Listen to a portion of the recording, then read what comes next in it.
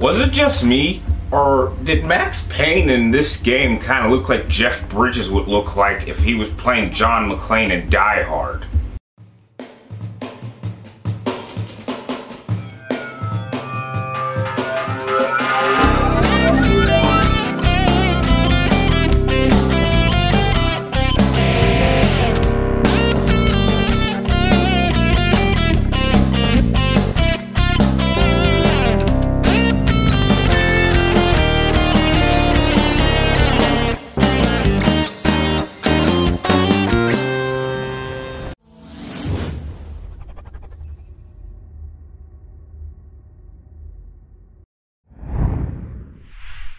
Max Payne 3 takes place 9 years after the last game.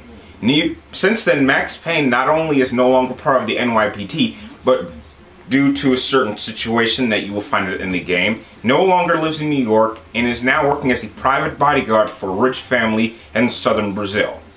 Soon after the game starts, however, the wife of your boss gets kidnapped, and it's up for you to find out who kidnapped her and rescue her.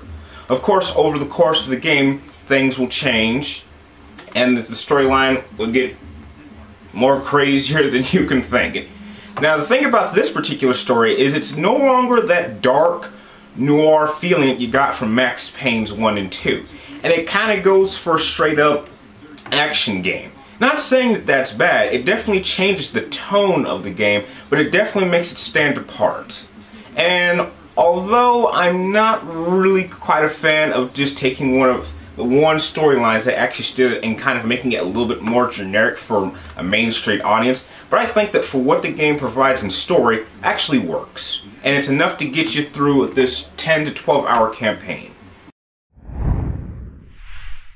Now, the gameplay to Max Payne plays a lot like how it did in the first 2 games, except this time around the bullet time is a lot more fluid, and there's also the addition of a kill cam as soon as you kill all the enemies in an area.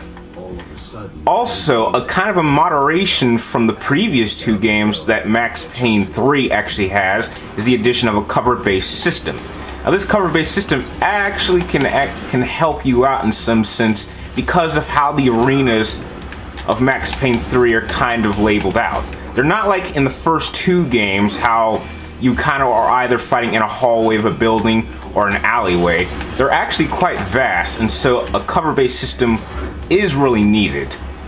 Now, as you can tell here, you will be using slow motion a lot, and don't believe that little thing, that little icon at the front that you see, kind of saying how much bullet time I have. Your bullet time will regenerate over time after every enemy you kill. Now, this is actually called Last Man Standing. If you take a fatal shot and shoot the guy who did it, you can come back to life.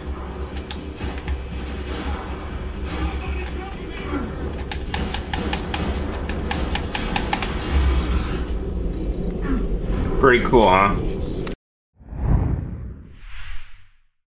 Now, the only real flaw that I can take out of Max Payne 3 is really with the story. Now, aside from it being a completely different tone than the first 2 games, it's kind of a vicious cycle of talking about how much Max Payne is a screw-up at his job.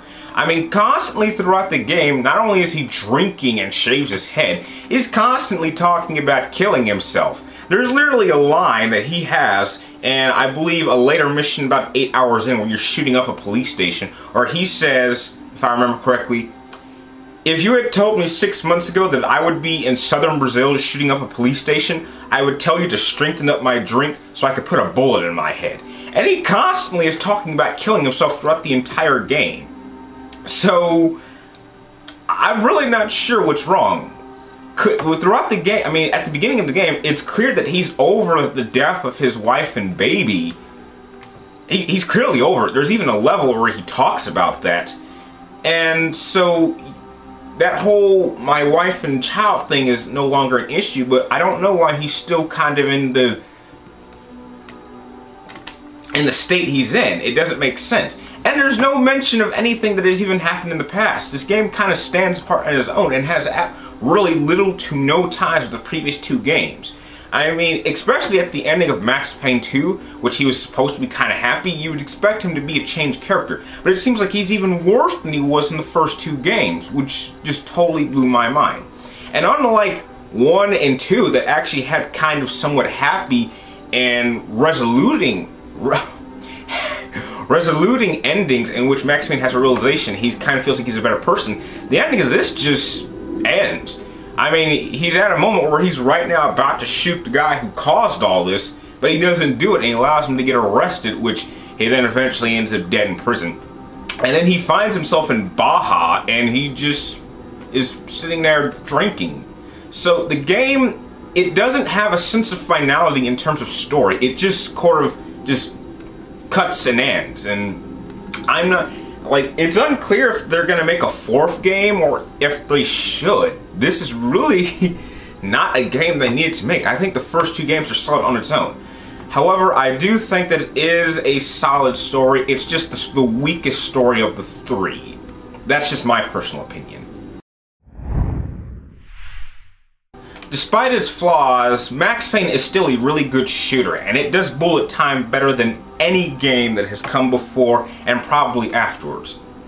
Although the story has some problems and not really having finality, and it being kind of a cycle of Max Payne trying to do something, failing, and then wanting to take the next step for not a good enough reason, this game, I would give it a solid 8.5. If you're a fan of the first 2 games like I am, definitely check it out. If you're a fan of shooters, this would be a really good buy. If you're someone who just wants to play something for the weekend, then I suggest you go to Redbox and rent it whenever it comes out.